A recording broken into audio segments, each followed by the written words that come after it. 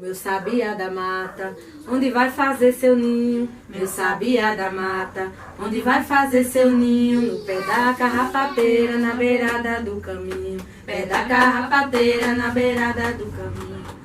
Eu conheci o mamulengo quando eu ainda era criança. Morava no sítio chamado Taboquinha. E minha mãe costumava ir nas noites de maio. É um período que se reza terço todas as noites, né? Durante o mês de maio inteiro.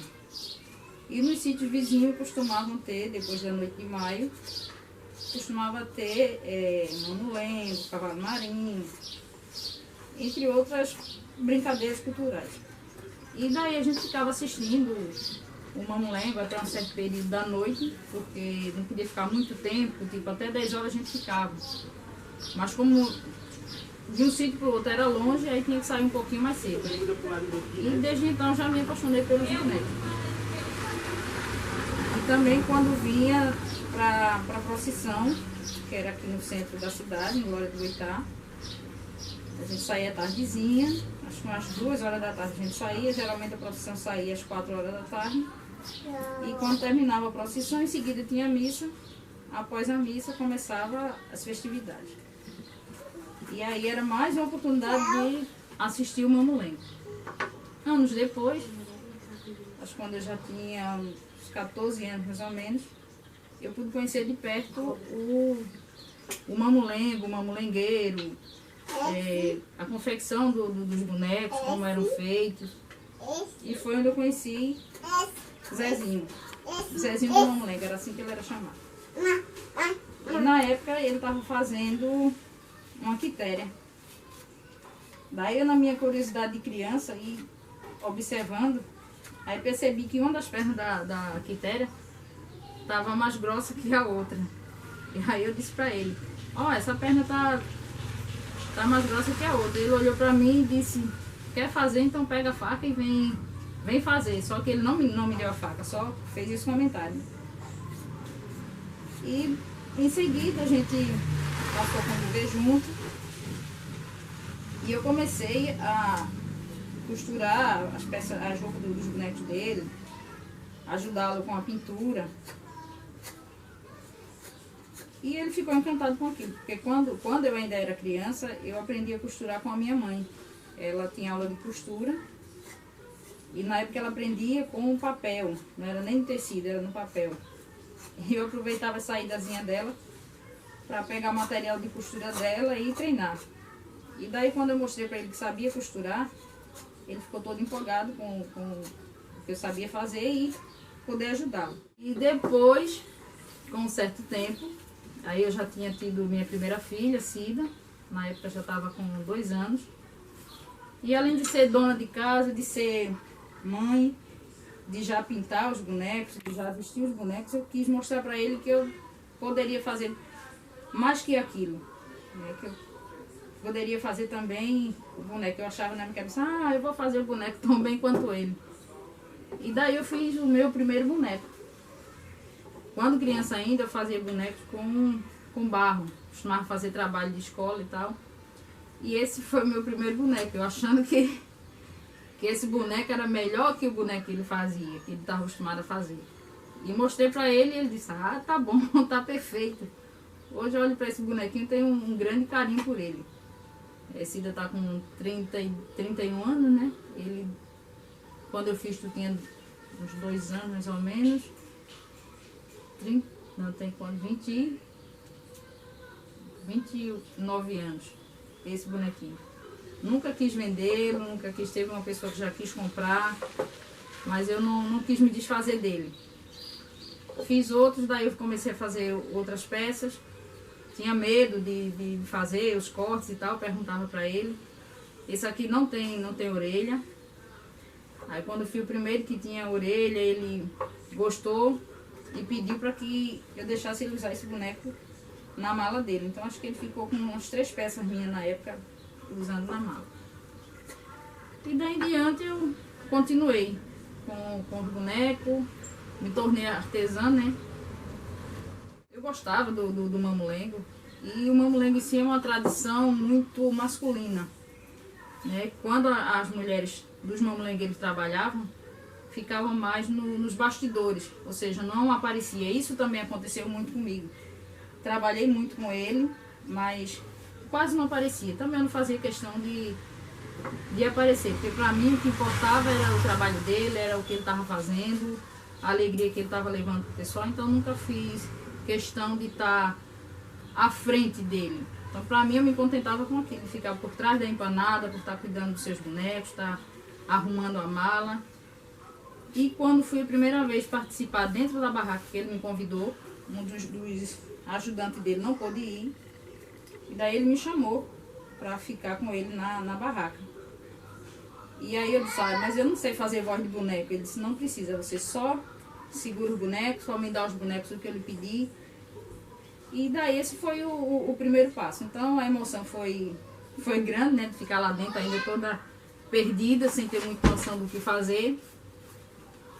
Mas como ele dizia assim, me dê agora, por exemplo, o Caroquinha, o primeiro boneco que sai em cena. Aí ele dizia, você segura a Catirina e quando eu começar a cantar a loa ou a música da Catirina, você sobe a Catirina. E daí então a gente continuou trabalhando e ficou por muito tempo assim. Em torno de 26, 27 anos mais ou menos, que eu fiquei trabalhando com ele na barraca. Porque Larissa ainda quando criança, já saía com ela, com Cida também, né? As meninas muito pequenas já aprenderam a tocar o zabumba, no caso Cida já aprendia a tocar o triângulo, zabumba. E Larissa também, quando pequenininha, ele costumava pegar a Larissa e fazer dela a quiterinha, né? Porque ela gostava muito de ver a quitéria dançando. E na cena que aparecia o Goiaba com Carolina, aí ele costumava inverter, deixava a Carolina e pegava a Larissa pelos pezinhos e subia ela em cena e botava para dançar com o Goiaba. Então é isso, 26, 27 anos mais ou menos de trabalho com ele dentro da barraca. Já apresentei com ele em vários lugares. Aqui em Glória do Goitá, na época que comecei a trabalhar com ele, era mais nos sítios ou as cidades vizinhas, ou seja, Feira Nova, Limoeiro, Glória do Goitá, Chã da Alegria, essas cidades vizinhas, né? E os sítios. E depois veio o projeto SESI, Bonecos do Mundo, e daí a gente pôde viajar o Brasil inteiro. O primeiro ano foi em 2004, e aí fizemos toda a região Nordeste. Fizemos todos os estados, e depois cheguei aí a Portugal também com ele, a segunda vez, que a primeira ele foi só com outra equipe, eu estava com Larissa pequena e não pude ir com ele. Já na segunda vez que ele foi, aí fui a Portugal e também em Itália com o Zezinho. Essa transmissão de saberes, de início ele começou a dar oficinas, se não me falha a memória, uma das primeiras oficinas dele foi no Canto da Terra, em João Pessoa, na Paraíba. Eu fui convidado a participar dessa oficina. Essa eu não participei com ele. Depois veio o projeto PET, o Programa de Erradicação do Trabalho Infantil. Ele começou a dar oficina, na época ele foi contratado pela prefeitura e me levava como sua ajudante. Quando ele não podia ir, eu assumia essas oficinas sozinha. E depois de um certo tempo, eu também cheguei a ser contratada pela prefeitura para dar essas oficinas. Então ensinei os alunos do PET, ensinei também o pessoal que aprenderam aqui em casa comigo, primos, familiares, amigos, vizinhos aqui de casa, tanto comigo quanto com ele, né? E minhas filhas também aprenderam comigo, com ele. Cida hoje também é bonequeira, Larissa, Julinha, que hoje tem 11 anos, já faz as chibaninhas, né? Porque trabalhar com faca, a gente tem que ter um certo cuidado para não se machucarem. Em 2006, eu fiz um trabalho na Pedra do Rei, junto com o mestre Zé Lopes, né? Que eu chamo de Zezinho do Mamulengo, meu marido e tal. E nessa minissérie eu fiz a onça, teve uma participação minha, eu fiz a cabeça da onça, esculpi. Mário Tônio fez o corpo e Zé Lopes fez as pernas. Então foram 3 artesãos para fazer essa peça, a onça.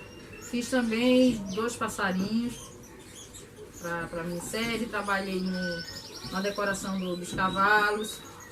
E essa onça eu cheguei a ficar muito triste com o que aconteceu com ela. Eu sei que fazia parte do trabalho e tal, mas quando eu vi que eu fui convidada para ir para o set de gravação, e quando eu vi a onça tomando tiro na cabeça, ficando toda arrebentada, eu fiquei triste.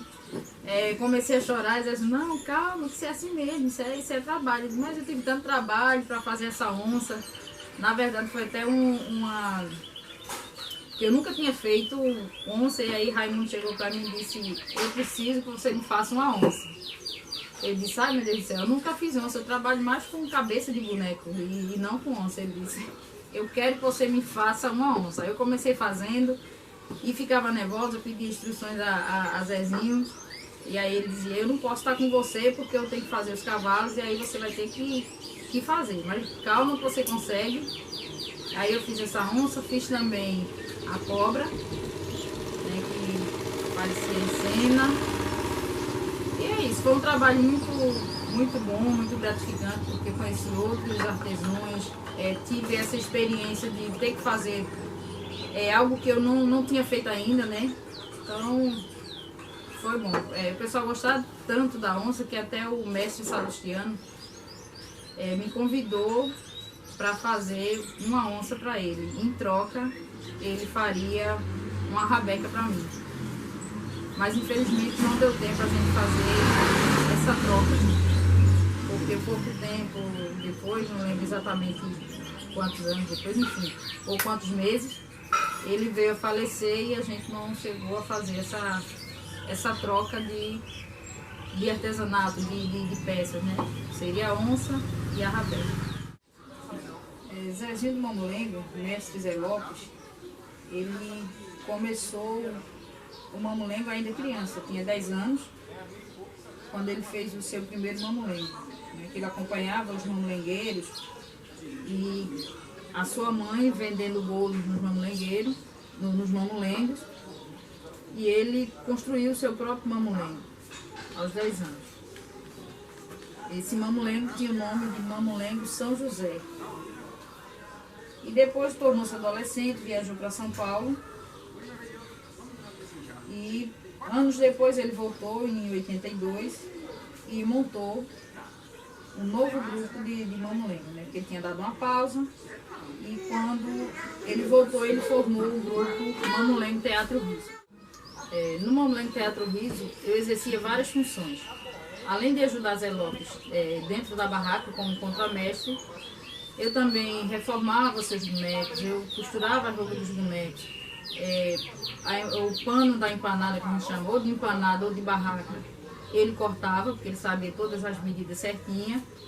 E eu ajudava ele a costurar esse pano da empanada. Quando tinha espetáculo, era eu que pendurava os bonecos dentro da barraca junto com ele, montava, desmontava, organizava tudo na mala. Questão de contrato, as pessoas ligavam para falar com ele, na maioria das vezes ele não estava em casa, e aí eu também fazia essa função de agendar apresentações, de acertar a data, o horário, tudo direitinho com as pessoas, para que ele pudesse fazer o seu trabalho. O grupo Mamulengo Teatro Riso está prestes a completar 40 anos. Em 2022 ele fará 40 anos de existência. E nós, eu, Neide, Cida, Larissa, Júlia, queremos dar continuidade e vamos dar continuidade a esse grupo. Né? Um legado deixado por Zezinho do Mamulengo, Zé Lopes. O nosso trabalho é o que ele sempre fez a vida inteira. É o que a gente gosta de fazer. E assim, ele tinha muitos sonhos. Um dos sonhos dele, o mais recente, foi construir um espaço cultural. Né? Infelizmente ele faleceu esse ano, nos deixou, mas também nos deixou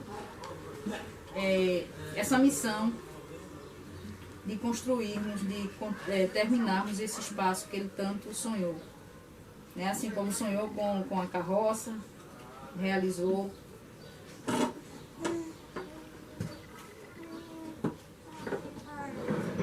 É difícil falar, sabe? Esse espaço tão sonhado por Mestre Zé Lopes vai atender, e era o sonho que ele tinha, de que pudesse atender a nossa comunidade.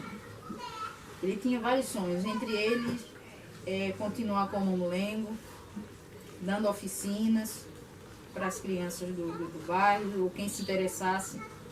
Também tinha o sonho de montar uma escolinha musical. Ele já tinha vários instrumentos, como ele costumava dizer, tinha bateria, sanfona, guitarra, tudo isso para que as crianças pudessem aprender e ter uma profissão na vida, né?